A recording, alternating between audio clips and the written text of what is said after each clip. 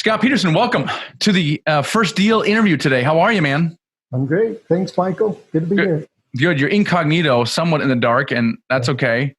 But I wanted to bring you on because you've done your first deal, and what I like about it is that you've kind of taken some of the things that you learned out of the syndication business and you applied it something that's not your traditional multifamily at all. Can you talk about kind of what your first deal, what you're doing, like how you're doing it? Yeah, my first current deal we're talking about. That's right. Okay, so I've taken a lot of the stuff that I've learned from a few of your events and the practice I've had with the SDA. And I've been looking for apartment deals, but my job is a civil engineer. I own a small consulting firm here in Spanish Fork, Utah. We work a lot for developers. And so I've done some developing in the past where I'll do small infill townhome projects. And what I've done is really what the opportunity that presented itself was a combination of the stuff I've learned from you and the work that I'm doing here locally. So I have pretty much leveraged my money out into other jobs that we're building. But this other job came to me with some friends that we've been working with looking for a project. They found a great project. It's a small townhome project, but there wasn't, I didn't have the money to invest at the time. So obviously I took their syndication model and applied it to a townhome build job. And so what we were able to do is we raised enough money to take down the land and then the money to do the infrastructure, which I'm familiar with that part. We did all the design of the infrastructure. But by doing that, we were able to do a pretty lucrative little syndication for our partners and for us.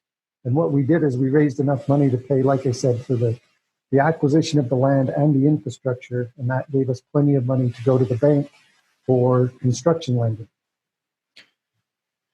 How much money did you raise for that for the land part? Well, the land was about $450, and the infrastructure was another $350. So we raised $800,000. That is awesome. Had you raised money before? Or is this kind of the first time? No, first time. That is awesome. So you raise the money for the land and infrastructure, and once you have that, you can then go to a bank basically for 100% of what comes after. Yeah, and we did have to phase it. It's 5-6 unit buildings, and this is a sell project, so we won't keep these at the end. The market here has compressed cap rates, and so we get a good margin when we're selling. They don't necessarily make a good long-term hold, and so we take that equity, and we were easily able to get a construction loan on our first phase, which was 2 buildings, which we will then stagger as we sell through them, making sure we're not running out of inventory. So as soon as we sell the first 6 out of the first building and the second building still being built, the bank will loan us another building worth, and we'll just kind of leapfrog through them. It's amazing. I love the syndication model, right? Because it's so what's the word I'm looking for? So multifaceted, so diverse. So you can use it for so many different things. Like David Zook syndicates money for ATM machines, right? Then people do it for self-storage, and then you're doing it for development. I think Victor Minash does it also for development, and I love that. So. All right, so you've raised the money for this thing, and have you already closed on this, or you're about to close on it? Yeah, we've closed on it. We've hired all of our underground is done that we can do. It's winter here now, but we got all of our public improvements and utilities in, which got us going vertical, which is what we'll be able to do all winter. So we've got foundation in, framing the first building, and they're digging the hole on the second today. Love it. So you obviously know the construction side of things fairly well from your day job. Yeah. And you are combining that with what you learned with the syndication. How did you get started with the syndication? To talk a bit more about what you did to kind of learn all that stuff. Well, if I can go back a little bit even further, I had owned properties, and I don't have a retirement where I'm self-employed, so this was my vehicle. It just was too slow. I had duplex, threeplex, and some of these other small townhome projects we do, I would keep a unit here and there.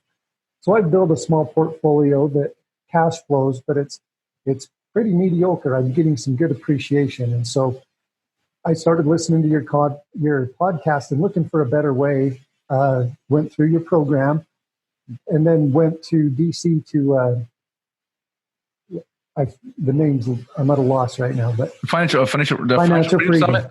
Yeah. And Yeah. I already had the vision, but going through that step by step, it just really sunk in. And that's when I knew this is where I'm going. So I've been pursuing that, learned how to evaluate deals. And then that's where I got the syndication model. And then being exposed to you and your group. I mean, I've seen this thing used and grow in so many ways that I guess it just opened my eyes to looking for opportunities where I never would have saw them before. Yeah. Yeah, and a Financial Freedom Summit is, for those that don't know, is we simulate the purchase of a 64-unit apartment building in a matter of, I think, in a day and a half. And then I think you joined our mentoring program. You're working with Josh Strolling, is that right? Yes. So Josh is phenomenal. I'm to the end of that now, but the crazy thing with Josh is he opens the books. I mean, he showed me deals that he's doing, and this isn't theoretical. We were in